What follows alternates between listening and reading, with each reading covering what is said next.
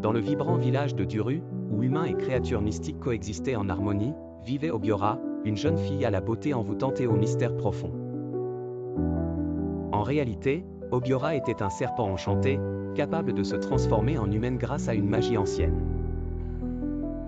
Malgré ses efforts pour mener une vie normale parmi les villageois, elle se sentait isolée et mal acceptée en raison de sa véritable nature. Un jour, Chidubem, un marchand charmant et généreux, arriva à Duru.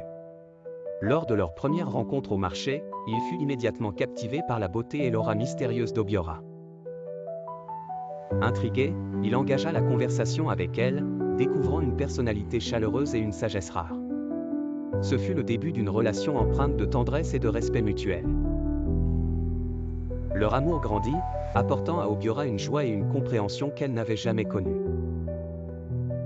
Cependant, leur bonheur fut menacé lorsqu'un oracle annonça un présage troublant lors d'une fête villageoise. Un serpent se cache parmi vous, et seul l'amour véritable peut briser le mal qui s'ensuit. Les villageois, effrayés, commencèrent à suspecter Obiora. La tension monta, et l'atmosphère devint hostile. Consciente du danger, Obiora décida de tout révéler à Chidubem. Elle lui confia son secret qu'elle était en réalité une créature mystique, capable de se transformer en serpent, et qu'elle avait choisi de vivre parmi les humains pour échapper à une malédiction. Chidubem, bien que surpris, accueillit la vérité avec compréhension et affection. Il lui promit son soutien, indépendamment des conséquences. Armés de leur amour et de leur détermination, Obiora et Chidubem affrontèrent les villageois.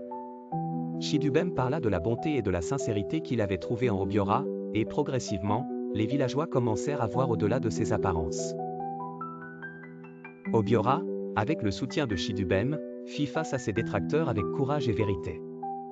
L'acceptation fut lente, mais grâce à leur persévérance, la relation entre humains et créatures mystiques fut restaurée. Obiora trouva enfin sa place dans la communauté, non plus comme une étrangère, mais comme un symbole d'amour véritable et de compréhension. Le conte de leur amour et de leur lutte pour l'acceptation devint une légende à Duru, inspirant les générations futures à embrasser les différences et à chercher la vérité au-delà des apparences.